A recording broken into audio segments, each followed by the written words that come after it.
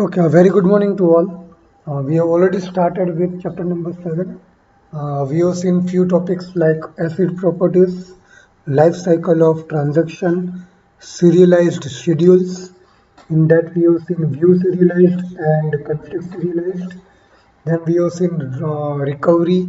And recovery we have seen how in different ways we can recover our database. Other than that, we have seen concurrency control.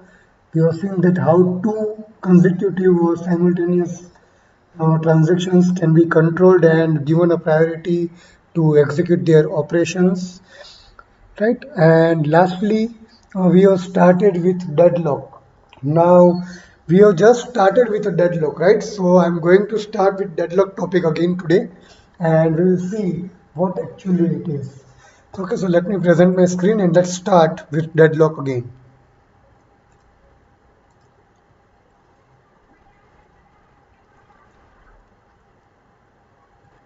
Okay, so let's start with the deadlock again. So, as I said, a deadlock is a situation in which one transaction is waiting for some other transaction to release the resource. It means that, let us take a simple example again here, that there is one transaction T1, assume that, and there is a transaction T2, and T2 is already accessing one data item R, let us say. So T2 is accessing this data item. Now this T1 also wants to access this data item, but it is already occupied by this T2, right? So whenever one of the transaction is waiting for some other transaction to release the same data resource that a transaction requires, then that situation is known as deadlock. So here T1 is waiting for R that is already being used by T2. So this means T1 is in deadlock situation. T1 is in deadlock situation. So T1 is in deadlock situation. So this is what the definition of deadlock is, right? So a transaction is waiting for some other transaction to release some resource that is required by the first transaction. That is what deadlock is, right? So this is what the definition of deadlock we can call it up. Deadlock is a situation in which one transaction is waiting for other transaction to release the resources, right? Let's take an example here. Let there be three different transactions T1, T2, T3. T1 is waiting for T2, T2 is waiting for T3, and T3 is waiting for T1. So let us take a scenario here. T1, T3 and T2. Let us say T1 is having A data resource. Let us say T2 is having B data resource. And let us say T3 is having C data resource. So what it says, T1 is waiting for the data item, right? T1 is waiting for data item that T2 holds. So T1 is willing to have B. T2 is waiting for a data item that T3 holds. So T2 is requiring C and T3 is waiting for a data item that T1 holds. So T3 is willing for A. So ultimately what happens? T1 cannot perform the operations because it requires B of T2. T2 cannot perform its operations because it requires C data item of T3, and T3 cannot perform the operations because it is requiring A data item which is held by T1. So ultimately neither T1 nor T2 nor T3, any of these transactions are not going to get performed. So ultimately T1, T2 and T3 are in deadlock situation. Deadlock means you are not allowed to move further because of some of the reason. What is the reason here? The reason is the data items that is required by the transaction for its operations. Right? So T1, T2 and T3 are deadlocked here or in deadlock situation. Right? So let's see the next point. Here each transaction is waiting for some other, as I said, T1 waiting for T2, T2 waiting for T3 and T3 waiting for T1. So each of them are waiting for some other transaction. Hence no transaction will work smoothly. No one will be able to move or work smoothly or perform their operations in a smoother way, right? So the only solution to this situation is either we roll back T1 or we roll back T2 or we roll back T3. So we will ask one or more than one transaction to roll back to its initial state. That means you go back to your starting phase and start again and check whether your resource is available or not. If it is not available, again go back to your starting position. So this is the only way you can resolve a deadlock. Only the solution to resolve a deadlock condition is to ask a transaction to roll back to its starting position and let it come again and check whether the resources are available or not. Right. So what we will do in our case, let us take the example again. Here let us say T1, T2 and T3. So T1 is willing to have T2, T2 is willing to have T3 and T3 is willing to have T1. So what we will do, either we will ask T1 that you roll back and start again, or we will ask T2 to roll back and start again, or we will ask T3 to roll back and start again. It means you have to go back to your starting position and start again, so that whenever you come back to this position, you check whether the item is available or not. If it is again not available, go back and roll back to the start position. So this is the only solution, so that there is no deadlock condition. Right? Is this clear, guys? The main concept behind deadlock. It is the main concept behind the deadlock. Is this clear with everyone? Any doubts? Anyone? Any doubts in this? Anyone? This is the main point of deadlock. That one transaction is waiting for some other transaction to release the resource that a transaction requires. And if it is not available, make the transaction to roll back, so that what it will do, it will start again and check again whether the resource is available now or not. If the resource is available, use it. If it is not available, again roll back to your start position. The only thing, you will move in a cycle. Clear with this? Okay, so let's move ahead. So now, how to detect a deadlock? So if you want to say that our scenario of transaction is a deadlock scenario, then there are four conditions that should be satisfied. Right? What we are saying, if we want to say that such scenario of transaction control is a deadlock condition, then there are four conditions that should be satisfied. What is the first condition? Mutual exclusion. What it says, one process to work at a time. If any other process requests the same resource, it will wait till the first releases it, right? So let us take here T1, T2 and T3, right? So T1 is willing to have the data resource that T2 is already having, and T2 is already working on it. T2 is already working on it, right? So what it says, one process to work at a time. So this process T2, process means transaction here, dear. All the students just remember here, process means transaction. So one transaction to work at a time. So what it says, T2 is already working and T1 is requiring the resource that T2 has. So what we will say, T1 will wait. T1 should wait. It should not do anything else. It should not roll back even, but it should wait. So this is in the T1 is in waiting stage for T2. So this is a deadlock.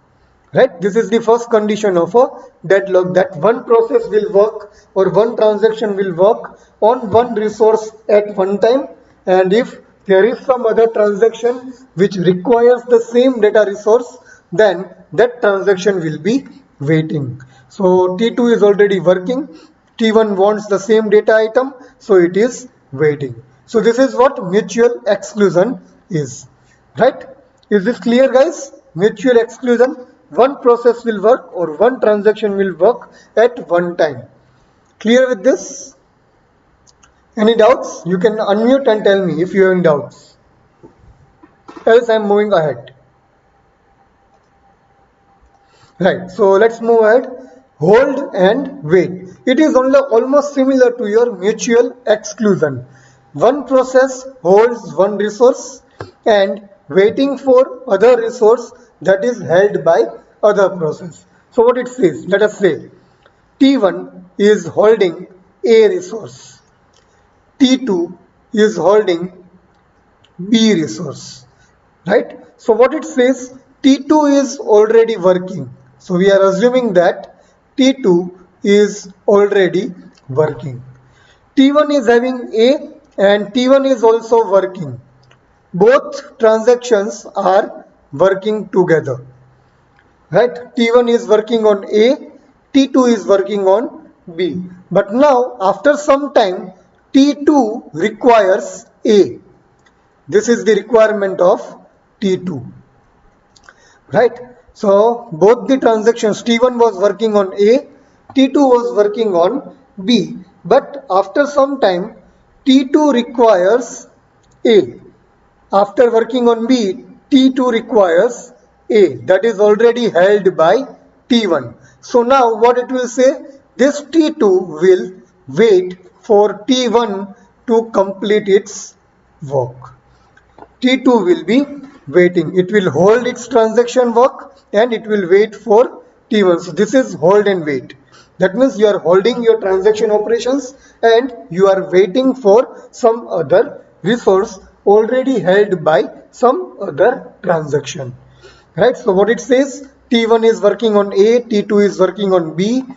After some time, T2 requires A, but A is already held by T1. So what it will do, it will hold its transaction, it will pause its transaction, it will have a pause on its transaction and it will wait for T1 to release this A. Then and then it will, so again this is a particular deadlock condition because we are waiting. T2 is waiting for A. So again it's a deadlock condition. Clear with this, everyone? Any doubts in this part? Hold and wait. Simply remember, whenever there is a wait state, we are waiting for something, a transaction is waiting for some other transaction, it is a deadlock, simply. Any doubts in this? Anyone?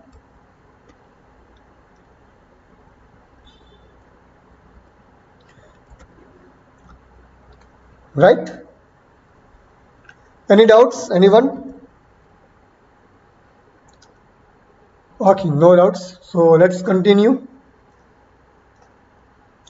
The next is non-preemption. So what does non-preemption states? Process can release resource only when, yes, anyone? No, it has started here. Don't worry, it has started. Right. So what does the non-preemption states? Process can release resource only when it has completed its task. So this is the main line, that process should release a particular resource only when the transaction is completed, right? And no force to acquire the resource. So what does this mean? Let us say T1 is already having a resource, T2 is already having B resource, right? So now B is already working. Again we are saying B is already working and T1 is also working. Both the transactions are working on different data items, that is A and B, right? Now after some time T1 wants B. T1 wants B, but that is already being used by T2, right? So now this T1 can only get this particular T2 or B data item when this T2 completes its task. when the T2 completes its task, then and then T1 will get data item B. T1 cannot force this T2 to stop its execution and give back this data item to T1. You cannot force this part. No force is allowed. You cannot forcefully ask a transaction to stop its work and give its data item to you. It is not allowed. So non-preemption means you cannot force a transaction to stop and release the data item. Non-preemption means a transaction will release all its resource or data item only after its work is completed. No other transaction can force that transaction to release a particular data item before it is completed. Clear? So again there is a wait state. So until and unless T2 is going to complete its work on B, T1 will not get this data item. So again it is a wait state. Again it is a wait state. Clear with this? Non-preemption everyone? Right? So this is the condition. Process should complete its task and then it should release the resource. No one can force to release the resource. Right? So the last one is circular wait. One process is waiting for other is waiting for another, and thus it creates a cycle. So let us take an example here. So T1, T2 and T3. So T1 is waiting for T2, T2 is waiting for T3 and T3 is waiting for T1. So this is the circular route. So this is circular wait, we can say, right? One is waiting for other is waiting for another is waiting for one. So this is a circular wait. So if it forms a cycle, then again it is a deadlock. Right, so if you want to say our situation is deadlock situation, then these four conditions must be satisfied. Mutual exclusion, one process at a time, other will wait for the other process. Hold and wait, so one process will stop pause its transaction and wait for some other transaction to release the resource. Non-preemption, no force to release a particular resource to some other transaction. And circular wait, so one process is waiting for some other process is waiting for some another process is waiting for the one process. So circular or a cycle should be generated. So these are the conditions that must be satisfied if you want to say that your situation or your scenario is deadlock. Clear with this, guys? Any doubt in this? Anyone? Any doubts? Anyone? Yeah, any doubts? Anyone in this? Is it require repetition? Shall I repeat it?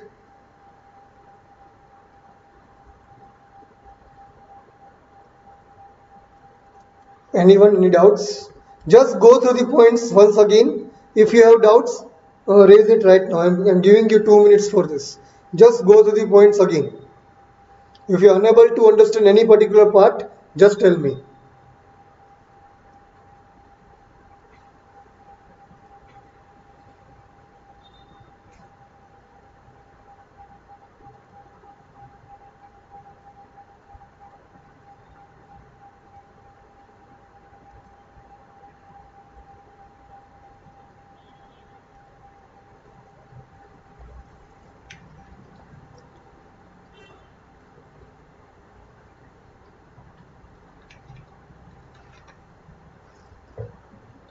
Any doubts, students? Any doubts? Anyone?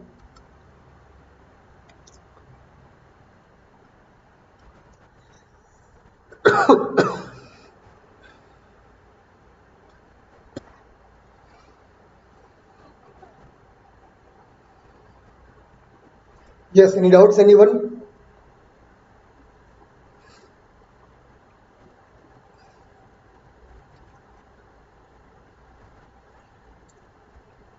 Any doubts? Anyone? Okay, then let me continue.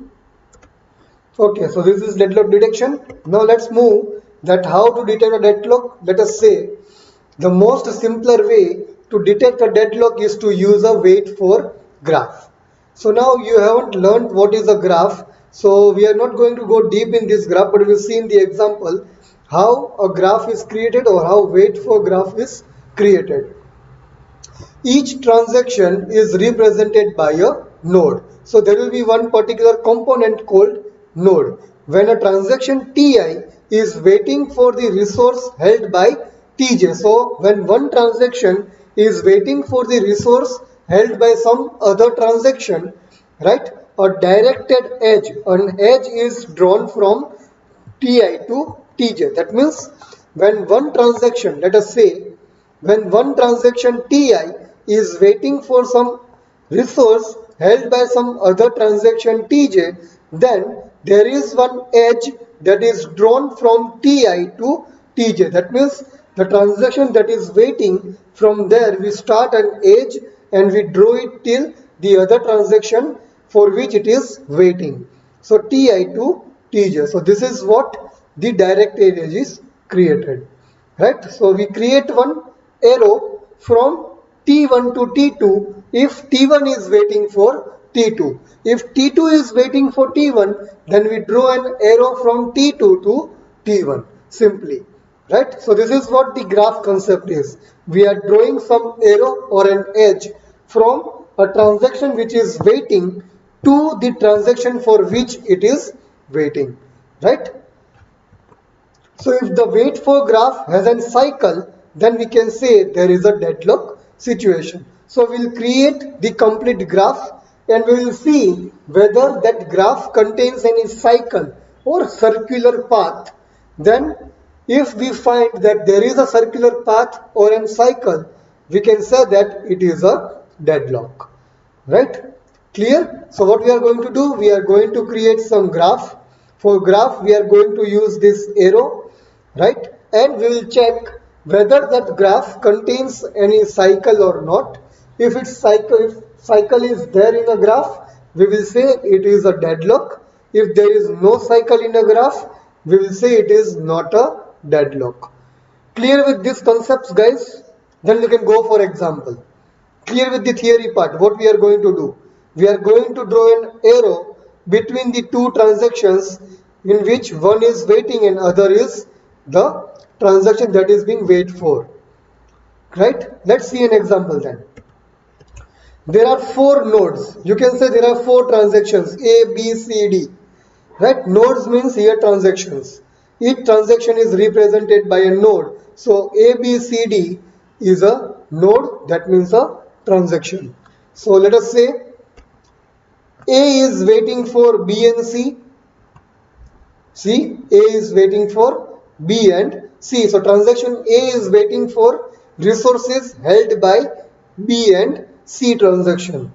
Then C is waiting for B. That means transaction C is waiting for a resource for of B transaction held by B transaction. Then B is waiting for D and right. So is there any cycle here? Anyone? Does it have any cycle?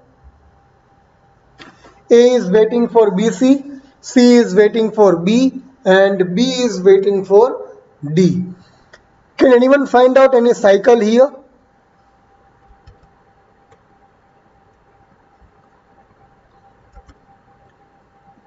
Okay. Is there any cycle? Yes or no?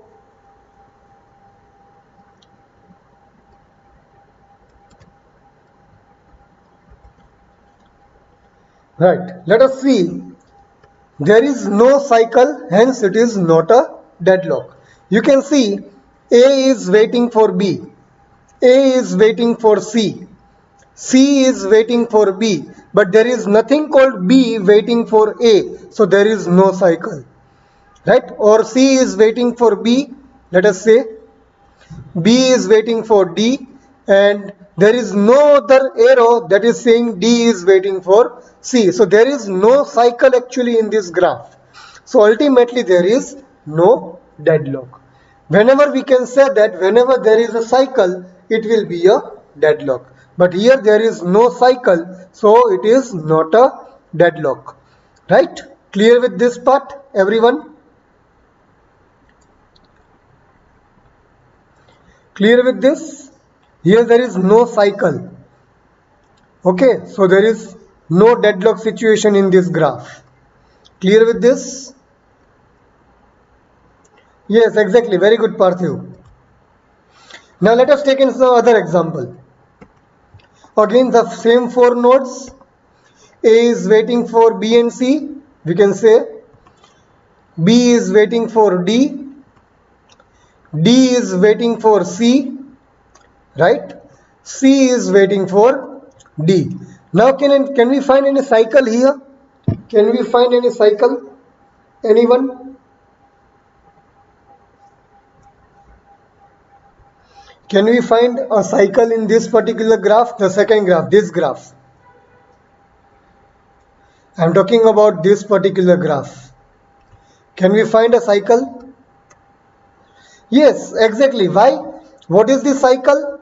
The cycle is B to D, D to C and C to B. So B is waiting for D, D is waiting for B is waiting for D, D is waiting for C and C is waiting for B. So ultimately this is a cycle, right? So we can say there is a deadlock for node B, node D and node C.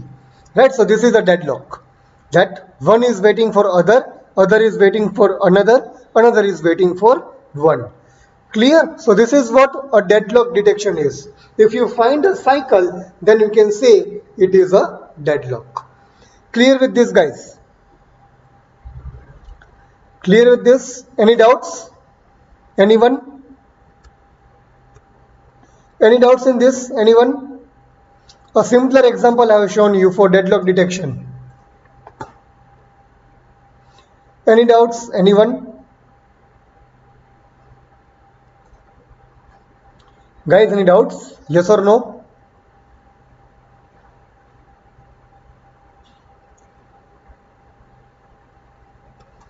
Okay, so let's move ahead. So this is our deadlock situation. Now whenever there is a deadlock detection or there is a deadlock scenario, how to recover from that deadlock?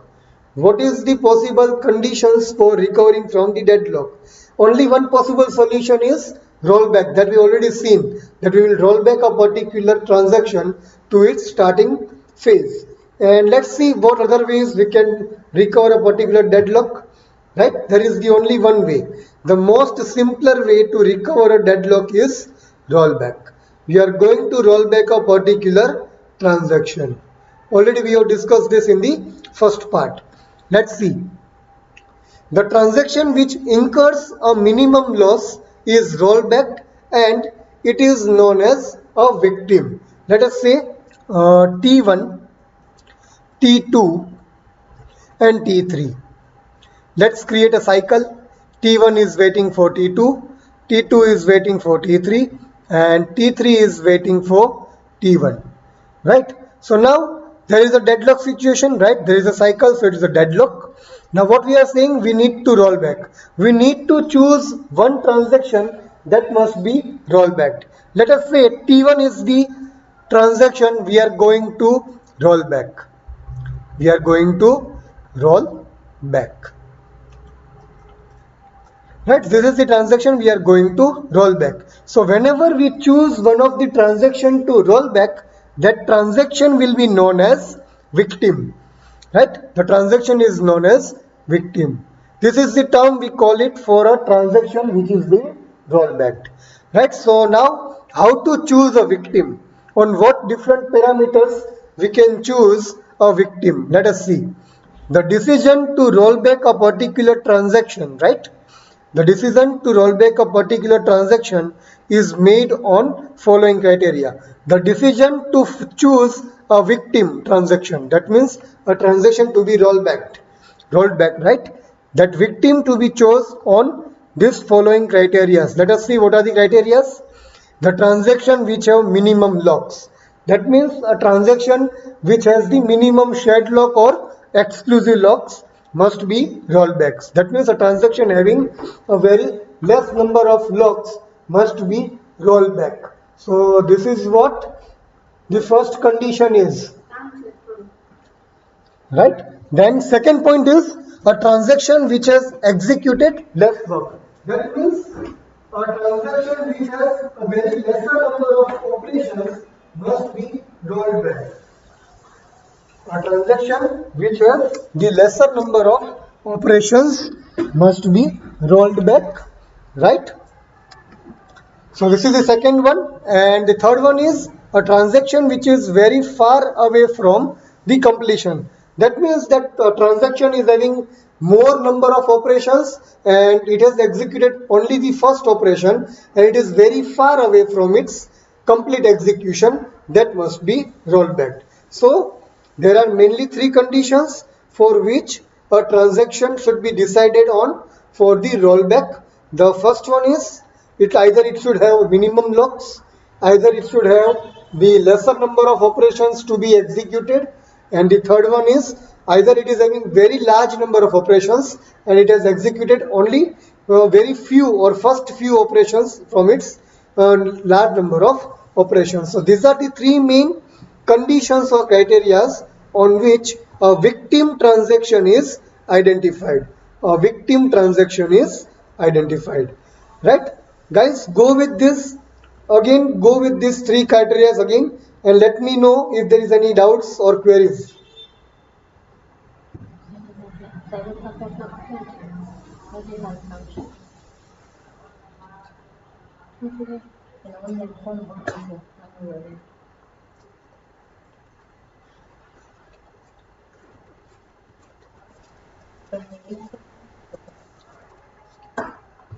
Right? So these are the different conditions on which we find out a victim transaction that is to be rolled back. Either it should have minimum number of locks or very less work to be executed or it is very far away from its complete execution. Clear? So this is what recovery is. Only the rollback is the option for recovering a deadlock condition. Clear with this, guys? Everyone? Any doubts in this? Anyone? Is it possible that if we choose a victim from that criteria and also it not works means deadlock will not remove? Yes, Parthiv, exactly. Even if we choose a victim and we try to roll back a particular transaction, right? But still deadlock may not be recovered fully. Then you need to choose some other transaction along with the victim to be rolled back. Yes, it is possible, 100%. So this recovery means we are trying to recover a deadlock, but it is not guaranteeing it that it will be recovered 100%. You need to find out more than one victims in a transaction, in a particular scenario then, right? So only one transaction to be rolled back or only one victim is not sufficient for deadlock recovery. You may have to find out more than one victims. Clear with this, everyone now? Deadlock recovery. Is this clear, guys? Everyone? Any doubts? Anyone else in this? Kindly raise it if you have any doubts. I'm waiting. You can go through these topics again. I'm waiting for your queries if you have.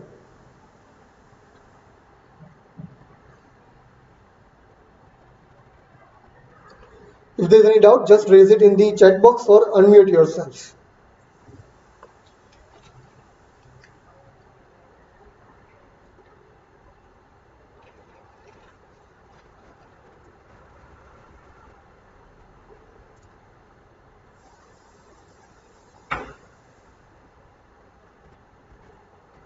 Any doubts, students? Anyone? Shall I continue?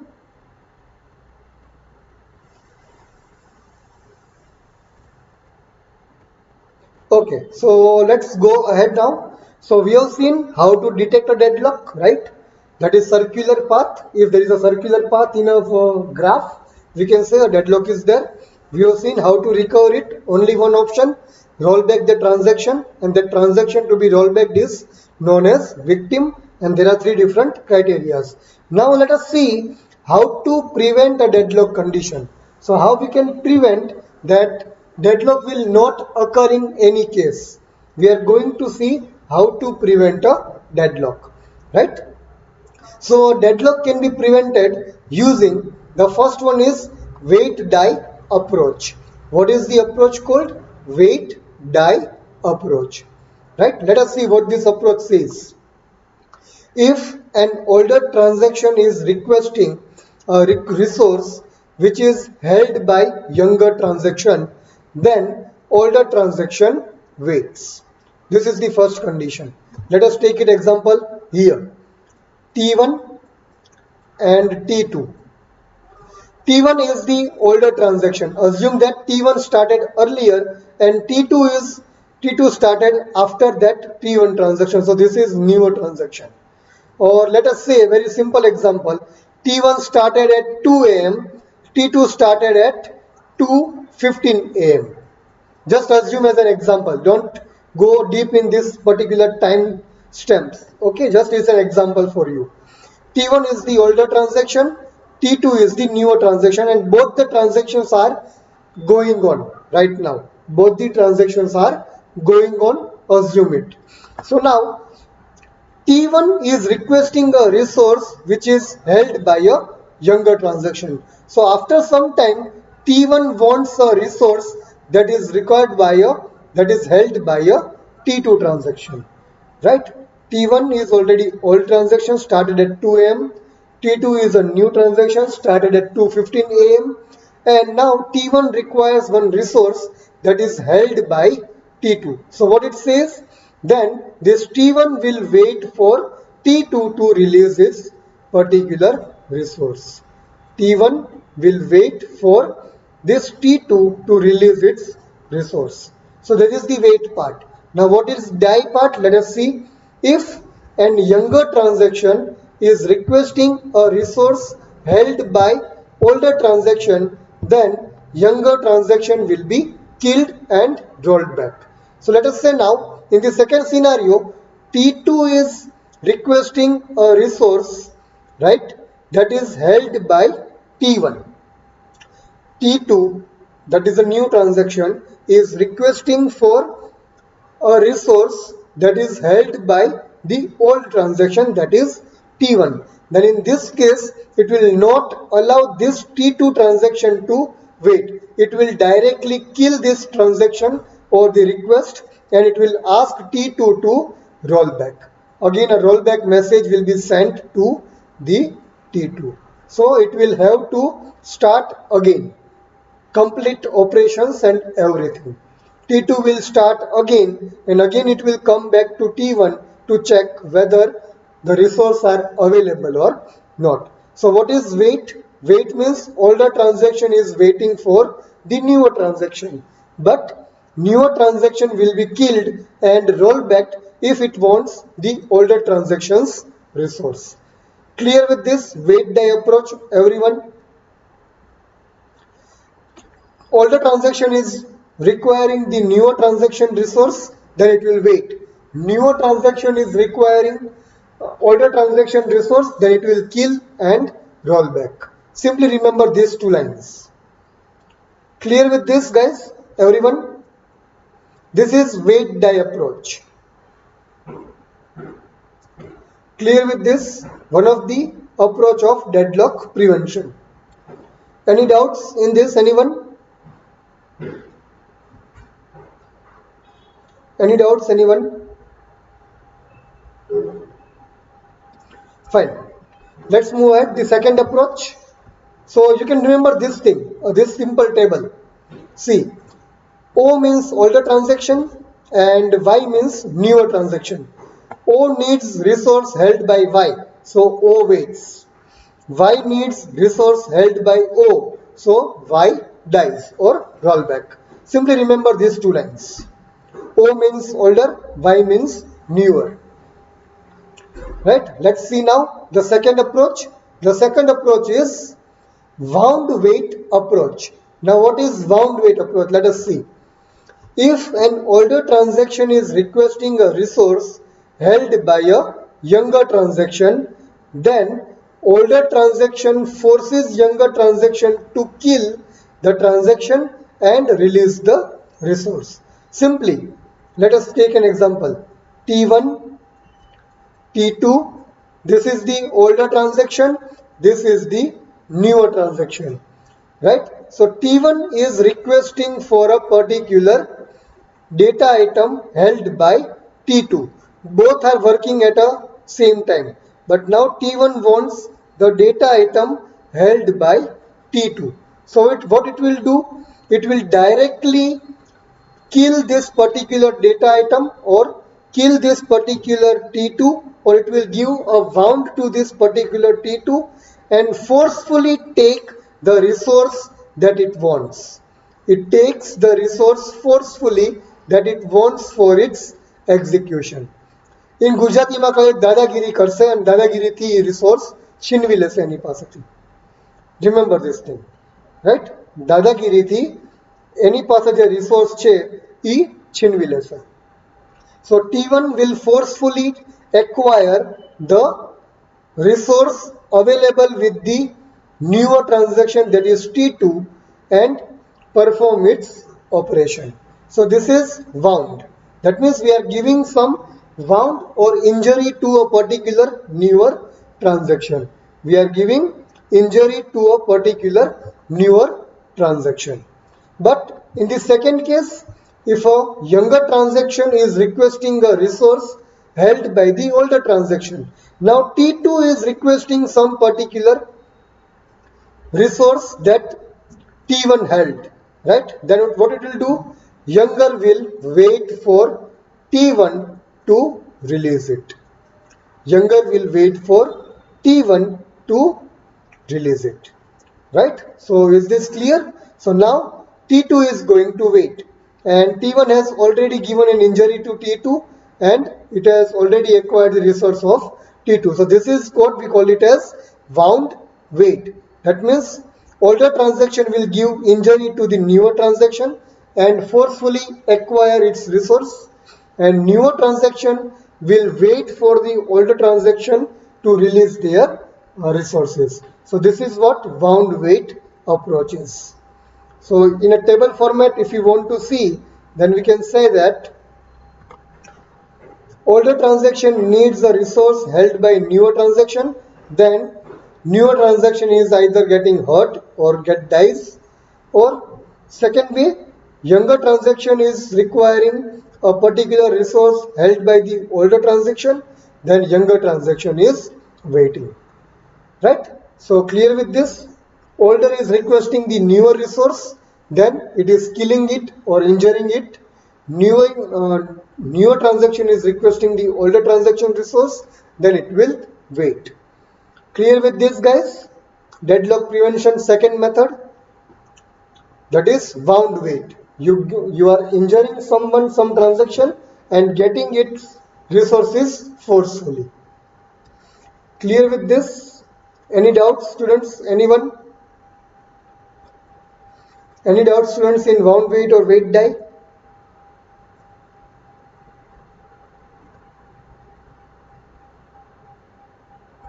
Okay, then the third way we can prevent a particular deadlock is timeout based approach. Now timeout based approach means you are going to allocate some time to each transaction. After that time, the transaction will be rolled back. The transaction will be rolled back. Let's see. A transaction waits for a lock only for a specified amount of time. After that, a transaction is rolled back. So let us take an example. So a deadlock never occurs. Simply, so a deadlock never occurs. So let us say T1, T2, right? T1 is already working, T2 is also working, right? Now after some time, T1 wants T2. So T1 wants T2's resource. So what it will do? We say that T1 will be given some time limit. Let us say T1 will wait for 30 seconds.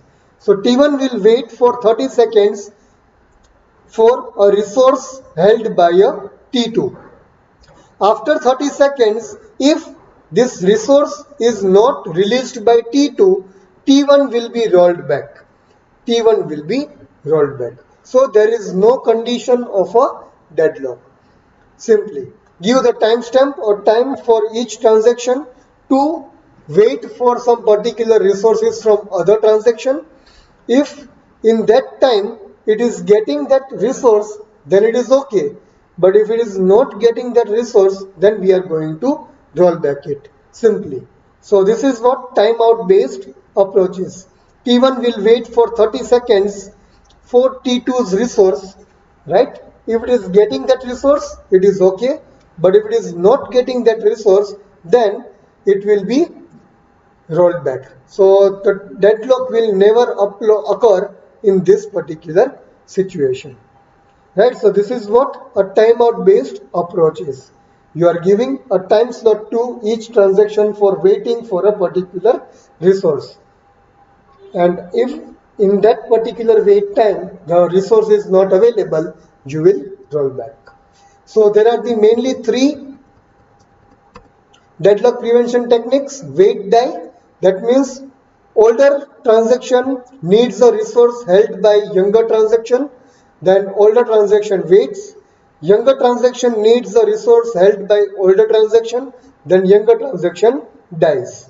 Secondly, wound wait, that means older transaction needs a resource held by Y, then it will take forcefully from the younger transaction. Older transaction will take that particular resource forcefully from the younger transaction by injuring a younger transaction. And a younger transaction needs a resource held by older transaction, then it will wait for older transaction to release a particular resource. And last one is timeout based. So each transaction is given a specific time for wait time for a particular resource.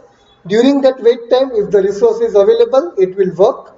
But during that particular wait time, the resource is not available, it will roll back. So this is what deadlock prevention techniques are. Any doubts, students? Anyone? Any doubts? Anyone in this? Yes, students. Any doubts in this? Anyone?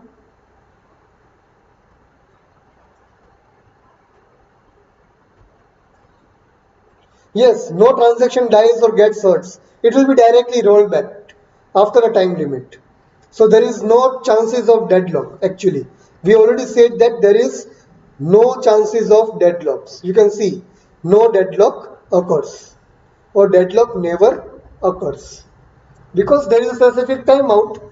After that timeout, it will be rolled back if the resource is not available. It will not wait for continuous time or infinite time. So that is the best way of deadlock prevention. Yeah, any other doubts? Anyone?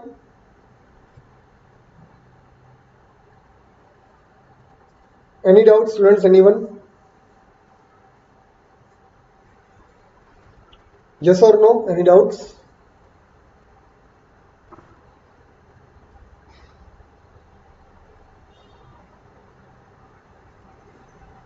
Fine. So with this, we end our transaction chapter. We are ending our transaction chapter actually. Right. So students, just do one thing. Go through this PPT once again. Right. You're already having this PPT in your e-content. So go through this PPT once again. If you still find any doubts in any of the topics, raise your queries in next Monday's lecture without fail. Because transaction chapter is the most important chapter for GTU examination. The highest weightage is 30%. So it's a very lengthy and very important chapter for your GTU. So go through the PPT once again. If you still face any queries, any doubts in any topic, just raise it, that particular query or doubt in next lecture, that is on Monday. Or still, if you want to raise and clear your doubts, C batch can raise the doubt in today's lab. A and B batch students can raise the doubt in D labs. I don't mind. Right. Any doubts, students? Right now, as of now, any doubts to anyone?